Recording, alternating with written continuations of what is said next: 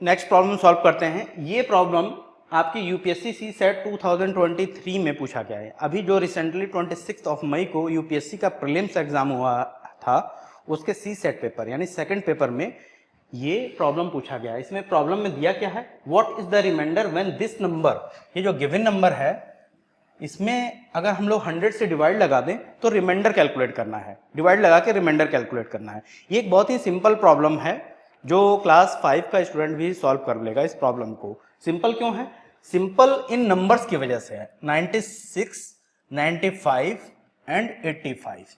ठीक है, सिंपली अगर मेथड 1 से इस प्रॉब्लम को सॉल्व करें तो कैसे सॉल्व कर पाएंगे। देखो, अगर मैं 100 में 4 से डिवाइड लगाता हूं तो 25 बचेगा, और 96 में 4 से डिवाइड लगाता हूं तो क्या बचेगा, 24 बचेगा। बचेगा या नहीं।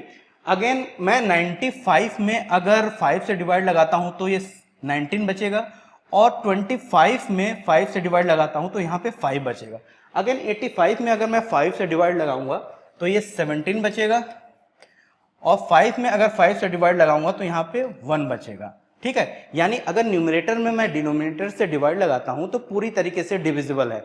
न्यूमरेटर जो है वो डिनोमिनेटर से पूरी तरीके से डिविजिबल है, इसलिए अकॉर्डिंग टू रिमाइंडर थ्योरम इसका जो रिमाइंडर आएगा वो क्या आएगा, 0, यानी ऑप्शन जो ए है वो राइट हो जाएगा। ठीक है, अब इस प्रॉब्लम को और भी बेहतरीन कैसे बनाया जा सकता था। इस प्रॉब्लम को अगर और भी बेहतरीन बनाना था तो हमें क्या करना था, ये जो नंबर दिए हुए हैं, कौन से नंबर, ये जो नंबर दिए हुए हैं ये वाला, 95 की जगह अगर मैं 93 ले लेता, 96 की जगह अगर मैं 97 ले लेता, और 85 की जगह मैं अगर 83 ले लेता तो और भी बेहतरीन प्रॉब्लम हो जाता, और इस प्रॉब्लम को शायद ही क्लास 5 का स्टूडेंट नहीं सॉल्व कर पाता, और ये एग्जैक्ट प्रॉब्लम होता आईएएस एस्पिरेंट्स के लिए। ठीक है, आई डोंट नो कि यूपीएससी ने सी सेट के पेपर में इतना आसान प्रॉब्लम क्यों पूछा। ठीक है, अगर मान लो इसी प्रॉब्लम को, जो गिवन प्रॉब्लम को मेथड 2 से अगर हम लोग सॉल्व करने की कोशिश करें, ठीक है, तो कैसे सॉल्व कर पाएंगे। देखो, रिमाइंडर थ्योरम से दो टाइप के रिमाइंडर्स होते हैं, एक पॉजिटिव रिमाइंडर्स और एक नेगेटिव रिमाइंडर। जैसे मान लो मैं 85 में,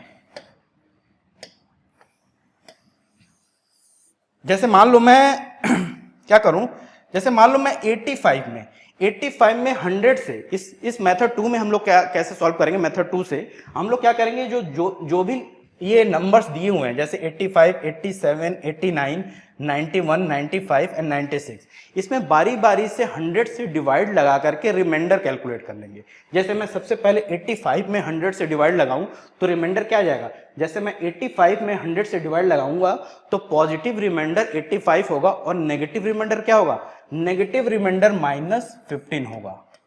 कैसे होगा, जैसे रिमाइंडर थ्योरम में मैं 85 को कैसे लिख पाऊंगा, 85 को अगर मुझे लिखना है तो मैं इसको लिखूंगा 100 इंटू 1 -15, लिख पाऊंगा या नहीं।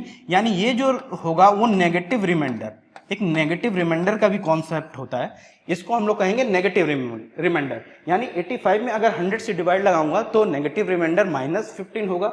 ऐसे ही सिमिलरली 87 में अगर मैं 100 से डिवाइड लगाऊंगा तो नेगेटिव रिमाइंडर क्या हो जाएगा, -13।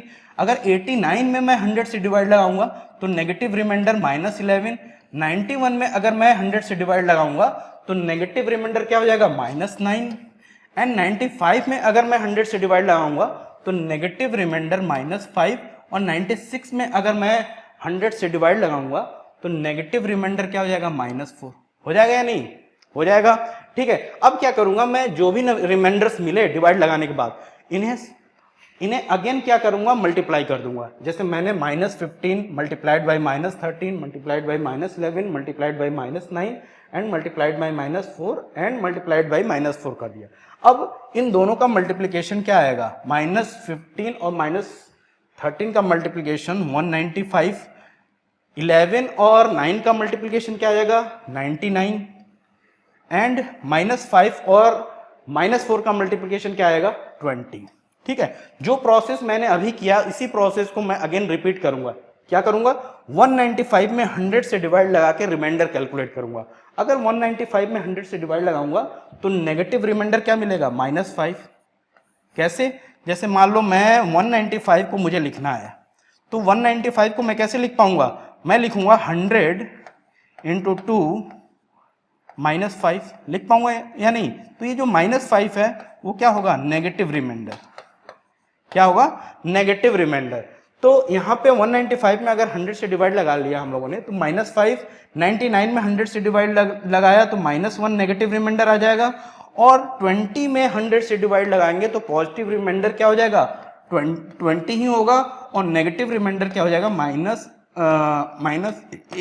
ठीक है, लेकिन हमें नेगेटिव रिमाइंडर और पॉजिटिव रिमाइंडर में वही रिमाइंडर लेना है जिसकी न्यूमेरिकल वैल्यू लेसर हो। ठीक है, तो 20 इज लेस देन 80, तो हम यहाँ पे पॉजिटिव रिमाइंडर लेंगे। ठीक है, अब क्या करेंगे? जो भी ये तीनों रिमाइंडर मिले हैं, इन तीनों रिमाइंडर को मल्टीप्लाई करके इनकी वैल्यू कैलकुलेट कर लेंगे, तो ये 100 आ जाएगा। आ जाएगा नहीं? फिर 100 में 100 से अगर हम लोग मल्टीप्लाई करें, और सॉरी डिवाइड करें, तो रिमाइंडर क्या आ जाएगा? यहाँ पे रिमाइंडर जो आएगा वो क्या हो जाएगा? 0 आ जाएगा। कैसे आ जाएगा? 100 को मैं कैसे लिख पाऊंगा? 100 को मैं लिखूंगा 1 इंटू 100 प्लस 0। ठीक है, तो यहाँ पे जो रिमाइंडर निकल के आएगा ये क्या हो जाएगा? ये रिमाइंडर होगा। ठीक है, तो इस प्रॉब्लम को इस मेथड 2 से भी सॉल्व किया जा सकता है, जो गिवन प्रॉब्लम है। ठीक है, अब ये जो गिवन प्रॉब्लम था ये बहुत ही बेसिक प्रॉब्लम था, क्योंकि इन डिजिट्स की वजह से 95, 96 और 85, अगर इनकी जगह 95 की जगह 93, 96 की जगह 97 और 85 की जगह 83 होता तो हम लोग मेथड 2 यूज करते। फिर मेथड 1 से इस प्रॉब्लम को हम लोग सॉल्व नहीं कर पाते, तब हमें मेथड 2 लगाना पड़ता, और इस प्रॉब्लम से यानी नेगेटिव रिमाइंडर के कॉन्सेप्ट से इस प्रॉब्लम को हम लोग सॉल्व करते। ठीक है, तो इतनी बात समझ में आई?